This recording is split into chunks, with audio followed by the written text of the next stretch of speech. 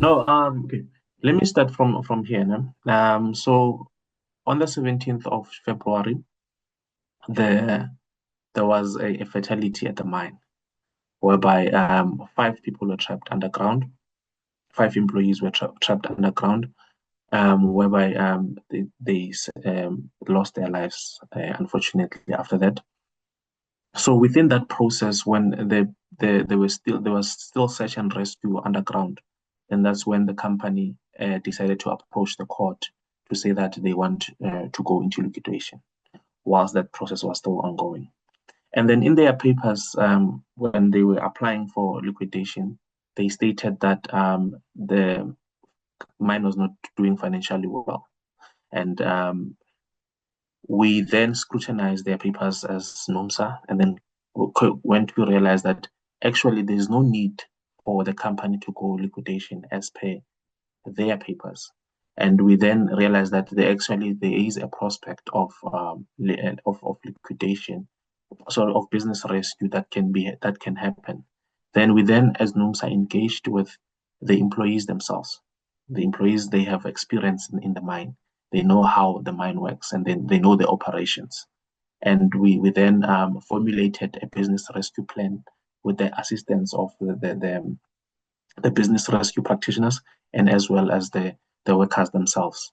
And then we then came up with a business rescue strategy or business rescue plan that we submitted with our application to the court to show the court that yes, the company is saying that there's liquidation, they are financially distressed, but this is our turnaround strategy that we believe that with correct funding, it might work for the benefit of the employees themselves, the community, and also the other stakeholders, including the owners of the mine as well, making time for us to meet and talk about the victory of NUMSA or the ruling.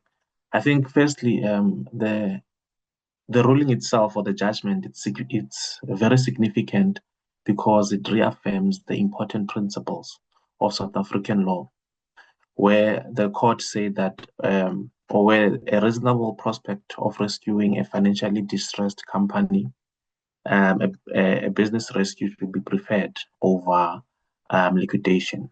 The reason why is because with business rescue, there's still a prospect of the company being rescued if it's financially distressed.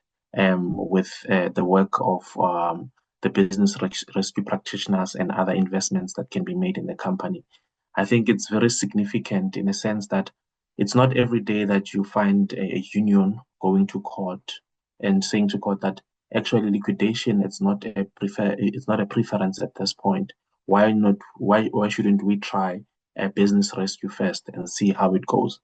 Usually, with trade unions, we are passive observers in these processes, whereby we'll just observe the process and just file documents on behalf of employees and not do anything with the process. But with this one, it's significant and it sets a precedence that we should not be, as trade unions, be passive or passive observers when employers are faced with financial distress.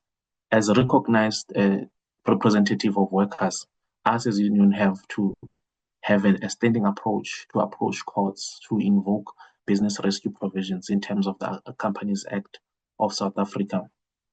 So this shows it's an example, more especially within the South African legal system and the broader significance that the broader significance in the ruling to say that the voices of the workers must be heard at all times.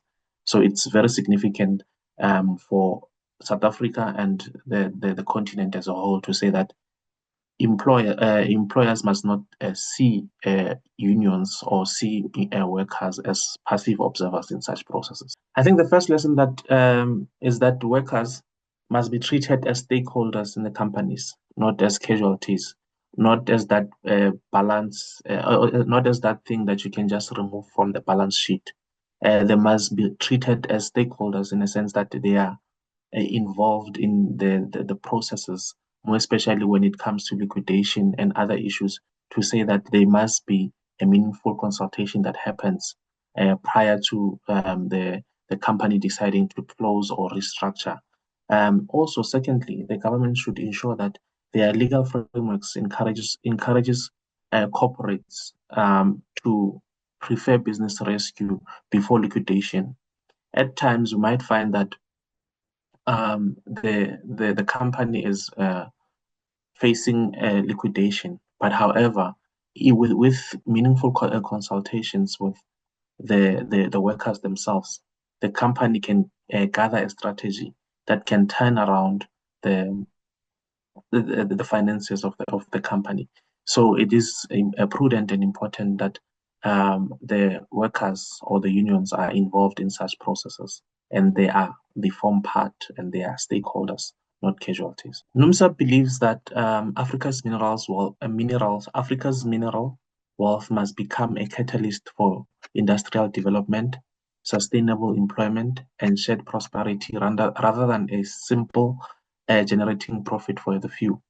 So what we're trying to say is that the minerals, there must be a catalyst between the poor and the government. So in a sense that the minerals that are produced in Africa, they must be for the Africans. They must ensure that poverty is taken away from the communities. For example, with the Ikapa matter, if you're following the story, with Ikapa matter, Kimberley is one of the oldest diamond mining operations in Africa. Actually, it's if not the first one. So it was important that when before the judgment there was liquidation, people had lost all hope, and this is a community that believes or they get most of their funding, or they get most of their salaries from these mines. So without these mines, there is no community. So it's very important that it be known that these mining operations, they serve as a catalyst between being poor and also having decent jobs in Africa as a whole. Then at court or in court, the judge actually agreed with us to say that, yes, I agree.